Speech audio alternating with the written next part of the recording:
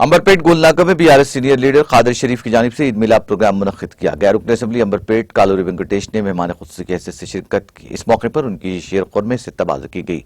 रुकन assembly Amberpet calorie Venkatesh ने तमाम को ईद की मुबारकबाद दी।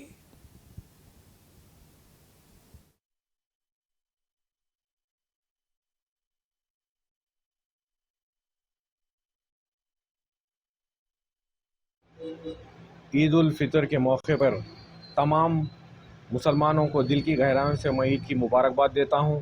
इस खुशी के मौके पर अली जनाब अंबरपेट एमएलए कालोरी वेंकटेश साहब अभी गोलनाका तशरीफ़ लाए। तमाम मुसलमान को, सभी भाइयों को जो है ना मुबारकबाद दिए। इसके अंदर सभी हिंदू भाई, मुसलमान भाई सभी मिलकर यहाँ पे ईद उल फितर का अभी मौका जो है ना सभी मिलकर खुशी का इजहार करें। मैं तमाम को फ़र्दन को सभी को मैं दिल की गहराइयों से फिर से एक बार